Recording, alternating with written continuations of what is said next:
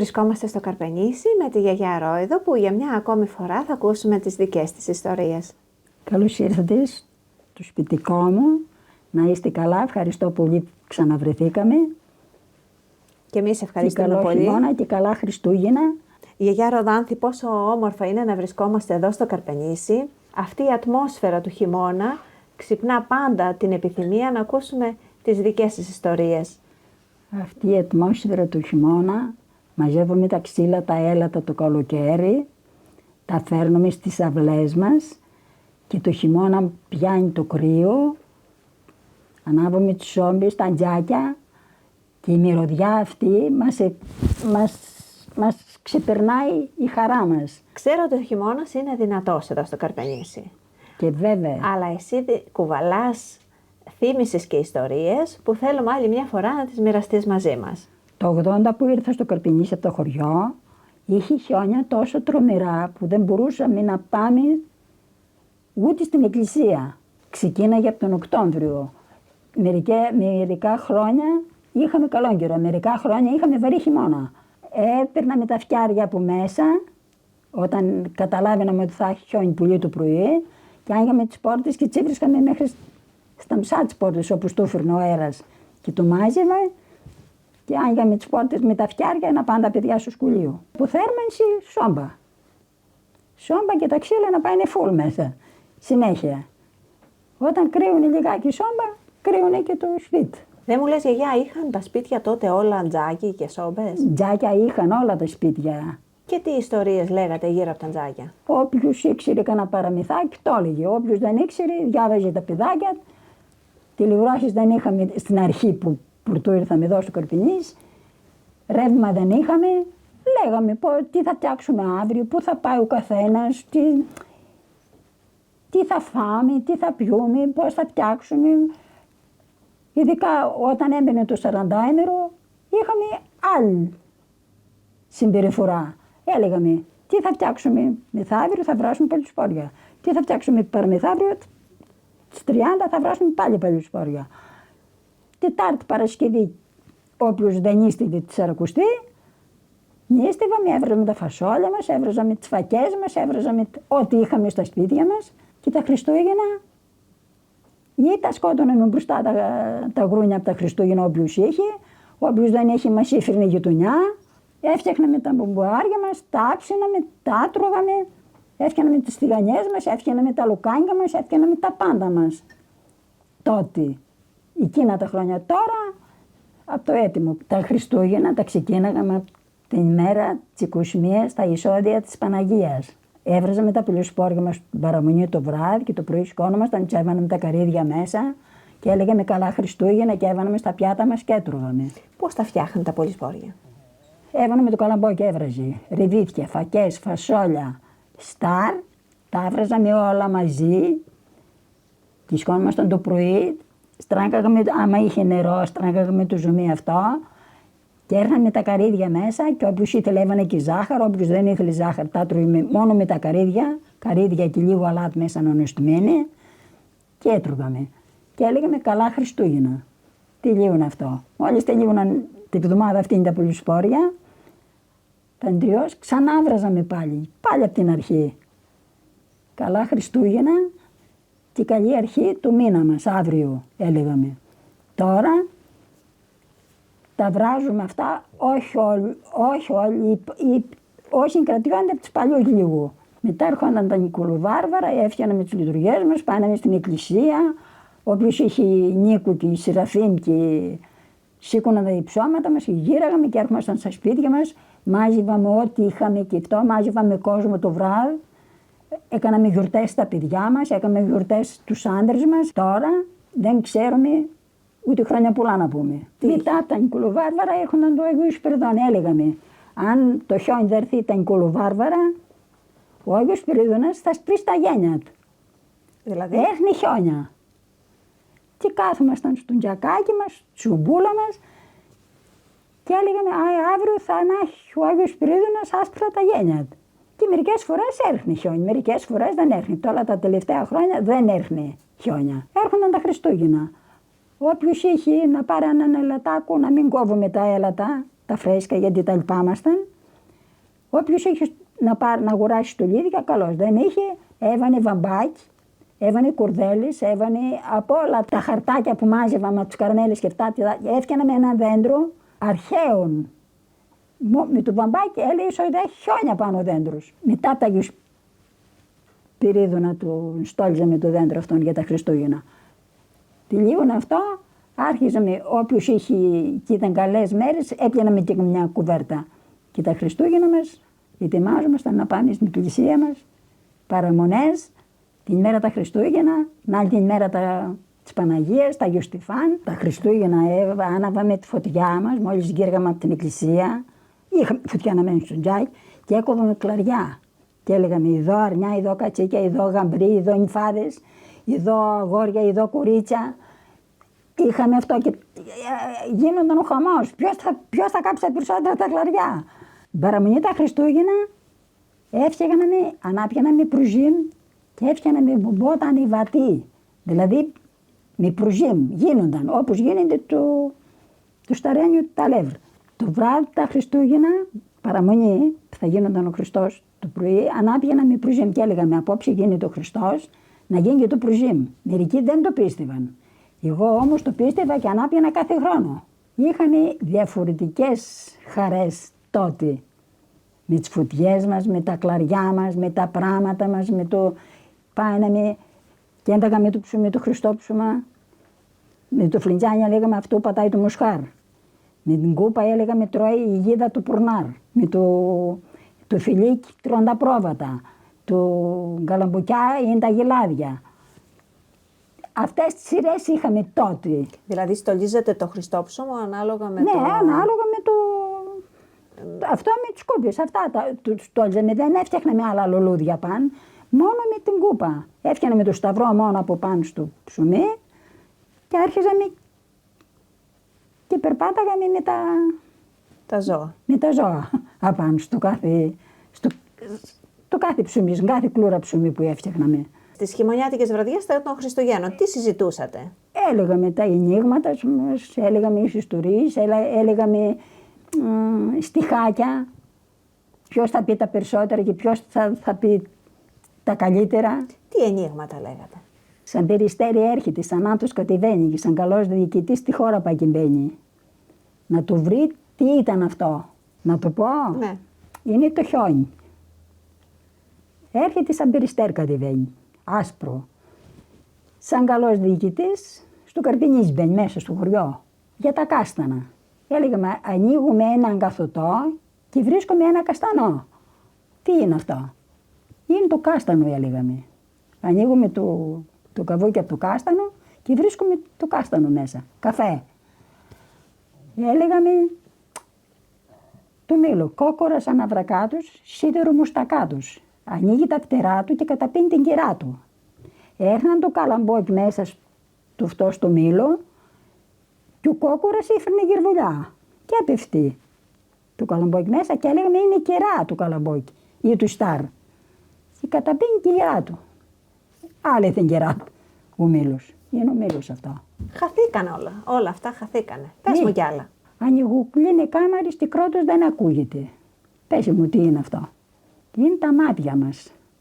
Τα ανοίγουμε, τα κλείνουμε, δεν ακούγεται Κρότος σε κανέναν.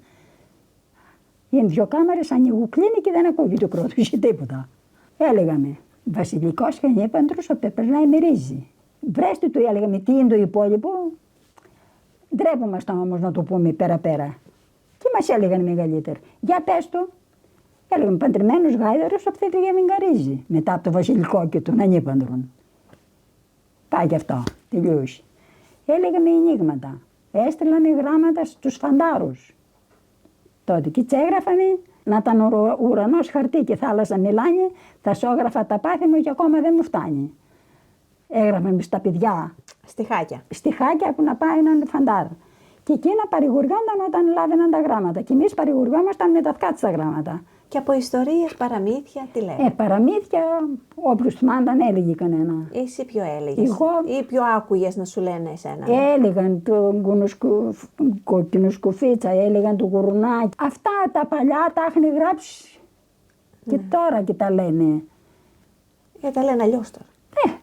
Όπως τα λένε και αυτοί. Τι να τις Η κάνουν. γιαγιά σου, εσένα τι παραμύθια σου λέει? Η γιαγιά μου παραμύθια μου έλεγε, μη σήκωνε το πρωί να πάω να τσάναψω τη φωτιά και να σκουπίσω τη γωνιά μου και να βράσω τον τραχανά. Λέγατε για νεράιδες, για τέτοια? Ναι. Για πες μου. Και οι νεράιδες, αν σου πω, τις άκουσα με τα αυτιά μου, τι θα πεις. 8 Αυγούστου στο χωριό, ανήπαντρη ήμουνα, και καθόμασταν, έκοβαμε καλαμποκιά το απόγευμα που είχε δρουσιά και το βράδυ είχε φεγγάρ. Και μάζευαμε καλαμποκιά και την έδιναμε. Και εγώ είχα χτυπήσει το πόδι με εκείνη τη χρονιά και ο πατέρας μου ήταν εκεί και μου λέει: θα μάσουμε καλαμποκιά το πρωί, θα σηκωθείς πρωί να φτιάξουμε θεμονιά καλαμποκιά. Και το βράδυ ακόμη κάτι στο ποτάμι τραγούδια. Και θυμάμαι το ένα το τραγούδι, θυμάμαι 40 παλικάρια να πω τη λιβαδιά. Και τ' άλλο δεν το θυμάμαι, 2 τραγούδια. Και λέμε με τον ξάδερφο, πάμε πέρα στη Ράχη να ακούσουμε πού θα πάει αυτό το συμπιθριακό. Κάτσε στην Καταή, λέει ο πατέρας μου, δεν είναι συμπιθριακό αυτό. Κάτσε στην Καταή. Πέσε μας τι είναι. Είναι νεράιδες, αυτό ξανά έχει ακούσει.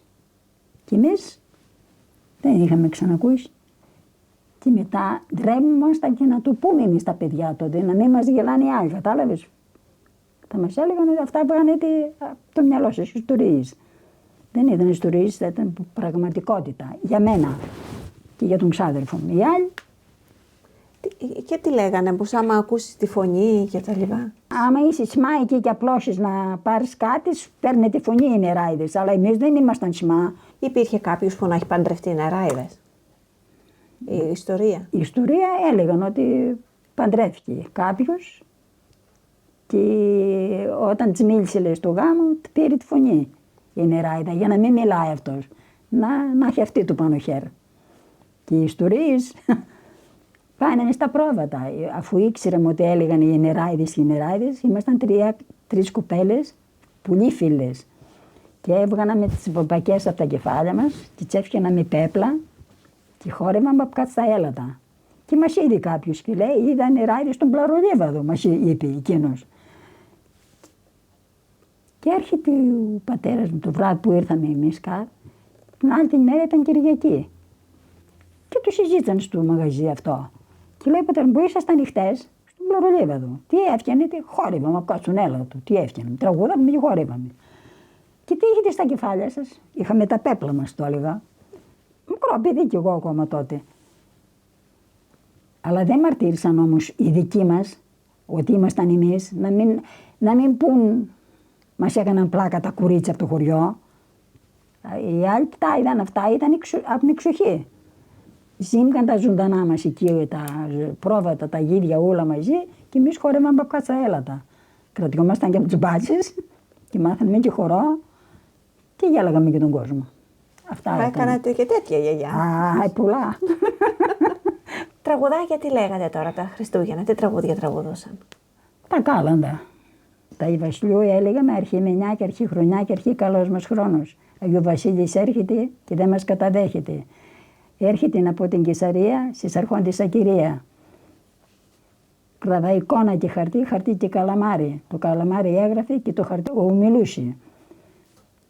Σε αυτό το σπίτι που ήρθαμε, πέτρα να μοιραγήσει και ο νοικοκύρης του σπιτιού 1000 χρόνια να ζήσει, έλεγαμε. Το φωτόν, έφτιαχναμε τις λαμπάδες, έφτιαχναμε τα κεριά μας με το κερί του αγνό, τα μελίσσα. Πάναμε στην εκκλησία, έφτιαχναμε 3 κεριά μαζί, τα δίπλωναν και τα έφτιαναμε τρίκυρα, τα έλεγαν εκείνα και τα άναβαν για το φωτόν. Που βαφτίζονταν ο Χριστός.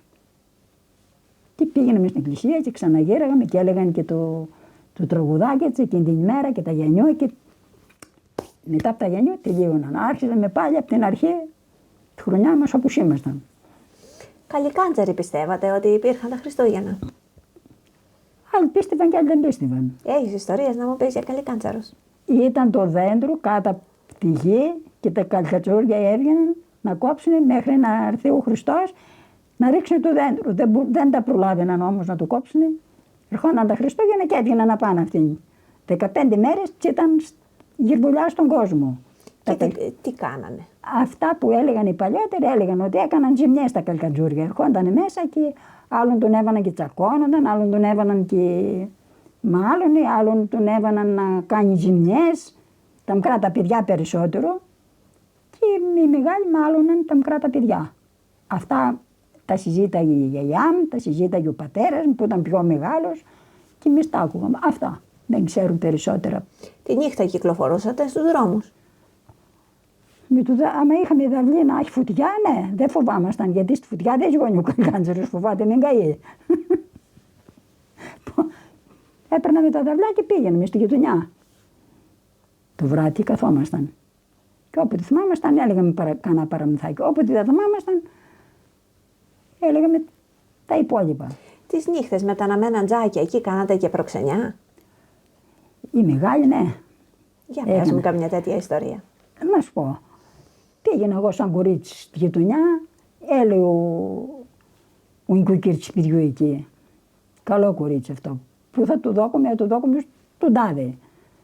Άλλη την ημέρα παρουσιάζονταν τον πατέρα, στη μάνα και τα κανόνισαν με προξενιό. Ας μην τον ήξερε η κοπέλα τον άντρα, έπρεπε να τον πάρει. Έναν, τότε ξανά παρουσίασαν μια όμορφη και όταν πήγε στο γάμο να στεφανωθεί, του έφεραν μια κτσί και κόντεψε να σφαχτούν οι συμπεθέρ με τους ντόπιους, με τις συγκινίδες της κοπέλας. Λέει, δεν είναι αυτή η νύφη που είδα. Σκοτείτε να φύγουμε, λέει ο γαμπρός. Ντροπή, λέει, να σφαχτούμε, λέει ο προξενητής, να σφαχτούμε για μια κοπέλα. Ο προξενητής ήξερε ποια θα του έφερναν να στεφανώσει ο γαμπρός. Και στο τέλος μπήρε κτσί και μπήκε στο σπιτάκι και έζησαν καλά. Αυτοί και εμείς καλύτερα. Εσύ έχεις κάνει κανένα προξενιό? 13 προξενιά, όχι ένα ο ίδιο. Ισχύουν τα προξενιά αυτά, είναι? Ισχύουν. Ήταν επιτυχημένοι οι γάμοι τους όλοι. Δεν έχω κανένα παράπονο, πώς το λένε. Δεν ήρθε κανένας να πει ότι δεν ήταν εντάξει. Οι σχέσεις των ανθρώπων πώς συσφίγγονταν την παλιά εποχή? Συσφίγγονταν με μια φιλία στην αρχή. Άμα είχε βαφτίσει ένα παιδί ο πατέρας μου, θα έπρεπε να το στεφανώσουμε. Το στεφάνωναμε. Με λίγα, με πολλά έξοδα, έκανε ο κουμπάρος τα έξοδα τότε. Το στεφάνουνε. Βάφτιε το πρώτο το παιδί, αυτός που θα στεφάνουνε. Έλεγαν τότε, αυτός που θα σταυρώσει τα χέρια του, να στεφανώσει, πρέπει να τα ξεσταυρώσει, να κρατήσει το παιδί στην αγκαλιά του. Βάφτιε το πρώτο το παιδί. Άμα ήθελε αυτός που είχε το παιδί και γίνονταν κι άλλο παιδί και ήθελε να το βαφτίσει ο ίδιος, τον παρακαλούσε και το έλεγε, βάφτισε και αυτό το παιδί. Το έλεγε, πιάσει άλλον κουμπάρο. Εγώ βάφτισα. Άμα βάφτισε αγόρ, άμα βάφτισε κορίτσι και γίνονταν αγόρ, ήταν υποχρεωμένος να το βαφτίσει. Ο νονός που στεφάνωσε. Μεγάλωνε το παιδί, παντρεύονταν, του στεφάνωνε το παιδί. Συνέχιζε κουμπαριά. Συνέχιζε κουμπαριά. Και το ίδιο συνέχεια. Τώρα δεν τιμάμε τους νονούς, τιμάμε το φίλο περισσότερο. Ο φίλος στεφανώνει, ο άλλος ο φίλος βαφτίζει. Υπήρχε σεβασμός μεταξύ της κουμπαριάς? Πολύ. Σεβασμό όταν βάφτιζε το παιδί μου, πίσω στον κουμπάρο δεν έπρεπε να πατήσω στην πατσά του.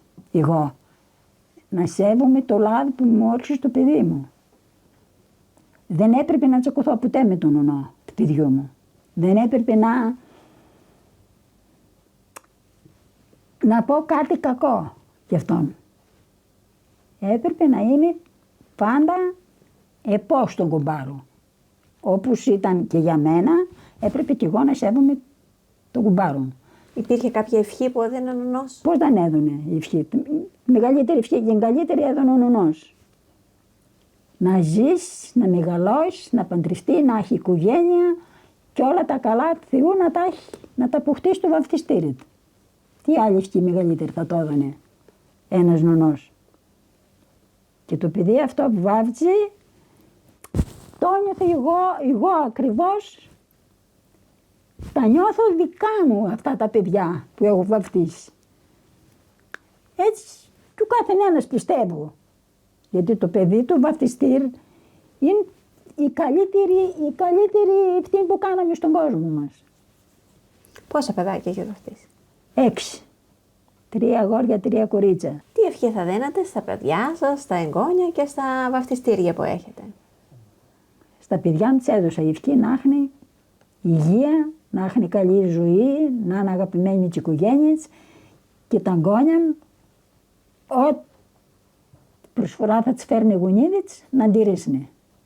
Και εγώ με την ευχή μου και με όλη την καρδιά μου να είναι πάνω απ' όλα η υγεία να έχουν και τα υπόλοιπα όπως έρθουν. Η φτώχεια ξεπερνιέται, η υγεία δεν ξεπερνιέται ποτέ. Και για τα βαφτιστήρια? Τα βαφτιστήρια, άμα με κάλεσαν στο γάμο, τους πήγαμε το δώρο, και ευχήθηκα να ζήσουν ευτυχισμένοι, να έχουν οικογένειες, να έχουν τα πάντα, να είναι αγαπημένοι και δεν θέλω τίποτα περισσότερο από αυτό. Όσο θα είμαι ζωντανή μετά, ας κάνω ό,τι θέλουν, δεν με νοιάζει. Και τα βαφτιστήρια και ακόμα τώρα έρχονται.